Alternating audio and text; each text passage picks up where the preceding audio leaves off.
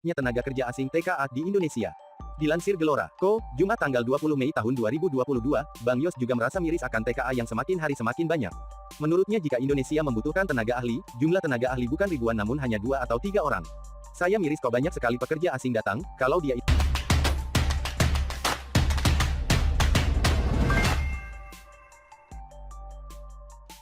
muncul mendadak, lalu bicara soal TKA Cina. Apa tujuan Sutioso?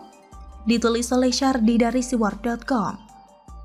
Mantan Gubernur DKI Jakarta Sutioso, tanpa angin tanpa hujan, melontarkan narasi yang bisa dikatakan bisa meningkatkan kadar tendensius dalam benak banyak orang. Dia bicara soal TKA asal Cina yang jumlahnya kian bertambah hingga mencapai ratusan ribu. Sutioso memprediksi ada potensi jumlah TKA Cina akan terus berkembang dan bisa menjadi mayoritas di Indonesia. Dia khawatir nasib Indonesia akan sama seperti Singapura yang kini dikuasai oleh orang keturunan Cina. Mungkin sebagian menganggap pernyataan Sutioso ini beralasan dengan mempertimbangkan dia adalah mantan anggota intelijen. Tapi saya justru bertanya-tanya, apa maksud dari pernyataan ini? Apakah dia mempermasalahkan TKA atau Cinanya? Apakah Sutioso mengumbar ini karena ada ambisi politik tertentu? Dalam politik di negara ini, ada banyak fobia yang disuarakan, terutama oleh kelompok oposisi, diantaranya Islamofobia dan Cinafobia. Saya pribadi bingung dan masih belum menemukan jawaban logis atas mindset mereka. Kenapa Cina yang tidak pernah mengganggu, apalagi menjajah Indonesia, tapi kadar benci kelompok sebelah pada negara ini sangat tak terbayangkan? Antek Cina, pro asing, anti-komunis, dan lain-lain. Ini jelas adalah strategi politik yang diembuskan sebagian pihak sehingga Cina menjadi negara paling menakutkan dibanding negara-negara yang pernah menjajah negara ini. Cina diposisikan lebih sadis dan barbar. Saya hanya perlu satu fakta saja untuk mematahkan ketakutan seperti ini. Kalau kalian bisa googling, silahkan baca fakta bahwa jumlah TKI di Cina jauh lebih banyak daripada TKA Cina di Indonesia. Pernahkah kalian mendengar warga Cina di sana teriak Cina terancam orang Indonesia akan menjadi mayoritas di sana? Lihat juga ada banyak TKI di Taiwan dan Hong Kong. Pernahkah kalian dengar warga lokal di sana doyan demo menolak kedatangan TKI karena takut menjadi mayoritas di sana?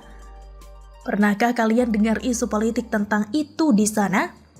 Tapi lucunya di negara ini, semua dipolitisasi dengan barbarnya. Ibarat sapi yang sudah kurus, kerempeng, dan lemah pun masih diperas sampai kering. Saya juga seringkali bingung meskipun tahu alasan dibaliknya. Kenapa banyak politisi lebih suka lempar opini yang katanya fakta ketimbang melaporkan ini kepada pemerintah? Ada isu lalu lempar statement ke publik yang membuat publik terbelah dan bingung. Bahkan ada yang lebih suka lempar isu ke media sosial lalu pura-pura pingsan saat terjadi kegaduhan. Kenapa tidak laporkan kekhawatiran ini ke pemerintah sambil bawa data valid? Katanya mantan intelijen harusnya sangat paham bagaimana mencari dan menyampaikan fakta dan data. Ada dua sisi yang mungkin dari pernyataan di atas. Yang pertama, ini masalah perut.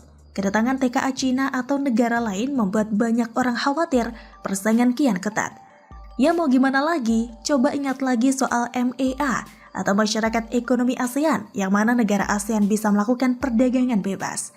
Harusnya berkaca apakah kita siap menghadapi hal-hal seperti ini?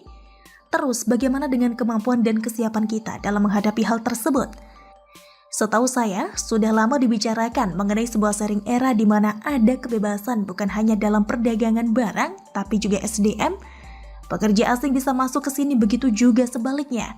Bukan cuma TKI Cina yang banyak, bukan cuma TKA Cina yang banyak masuk ke sini, tapi juga India, Korea Selatan juga banyak yang mengais rezeki di Indonesia. Takut bersaing artinya dalam hati meyakini kalau kemampuan diri sendiri tidak cukup. Ada dua pilihan, asal skill atau pasrah sambil dihibur oleh politikus bermuka dua yang menyalahkan asing dan asing. Sekalian dihibur tentang surga dan menghayal setiap hari tentang nikmatnya tinggal di surga, tanpa mau berusaha mengubah diri dan nasib. Kedua, bisa jadi ini masalah niat politik. Tahu sendirilah, menjelang tahun politik, banyak yang suka muncul mendadak, lalu melontarkan statement mengejutkan, dan memframing diri sebagai sosok pahlawan. Kita lihat saja nanti langkah Sutioso itu bagaimana. Nanti juga bakal ketahuan kok, Apakah dia tulus soal apa yang dia ucapkan atau ada maksud lain di balik itu? Mau bicara soal menjadi mayoritas dan beranak pinak, kenapa tidak lihat yang di puncak? Itu lebih terang-terangan. Bagaimana menurut Anda? Kita harus siap apapun yang menjadi tantangan politik di 2024. Tapi kita semua harus bersabar karena masih panjang dan kita lihat perkembangan secara baik-baik. Nanti apa yang paling tepat kita akan muncul di sana. Menurut Caimin, yang terpenting saat ini bagaimana bisa menaikkan elektabilitasnya dengan selalu menyapa masyarakat di berbagai daerah.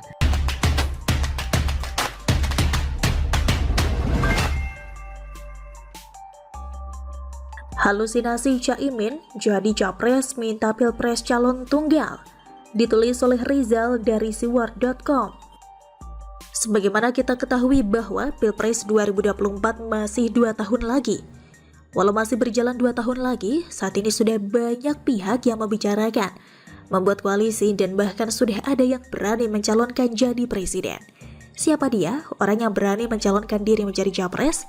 Caimin namanya, seorang mantan menteri, seorang suksesor kampanye, dan sekarang menjabat sebagai anggota DPR Perwakilan Jawa Timur di Senayan. Dia juga saat ini menjadi ketua umum PKB. Dari kebanyakan parpol lain yang masih kucing-kucingan dengan nama capres, hanya seorang Caimin yang berani mendeklarasikan dirinya dulu kepada publik atau di hadapan pendukungnya. Caimin adalah inisiator pertama yang lebih dahulu melewati batas norma untuk sebuah etika pejabat publik yang sempat terafiliasi dengan Presiden Jokowi. Memang sedikit lucu arogansi orang. Biasanya dalam norma masyarakat, tidak ada teman atau kerabat mengaku kaya, berarti mereka tidak kaya. Jika ada teman atau kerabat mengaku kaya, berarti mereka tidak kaya. Ada yang mengaku pintar padahal mereka tidak pintar. Ada yang mendeklarasikan dirinya kuat layaknya preman, sejatinya dia juga adalah orang lemah.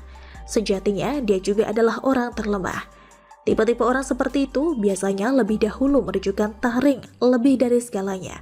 Padahal mereka bukan apa-apa. Mereka menciptakan situasi kehaluan untuk memanipulasi lawan agar takut, agar tunduk, agar patuh, atau beragam motif dengan upaya melemahkan target yang dituju dan meninggikan karakter lain yang mengklaim sesuatu. Ciri-ciri di atas terpampang jelas di jidat tokoh satu ini. Kesombongannya sudah ada sejak lama. Merasa tidak butuh suara NU, merasa punya pengikut setia sendiri. Menjadi lintah di penguasa yang berdiri sebagai suksesor mereka agar terciprat situasi yang menguntungkan. Intinya, dia terus berusaha kuat. Dia terus berusaha membrandingkan bahwa dia kuat. Dia tinggi derajatnya. Dia banyak pengikutnya. Dia banyak pemilihnya. Dan dialah sosok yang tepat menjadi presiden satu-satunya. Itulah mengapa dia berharap dalam sebuah pernyataan yang ia lontarkan baru-baru ini dengan dalih mencegah polarisasi Pilpres 2019 silam. Imin berkata Pilpres dengan 2 pasangan calon selama ini terbukti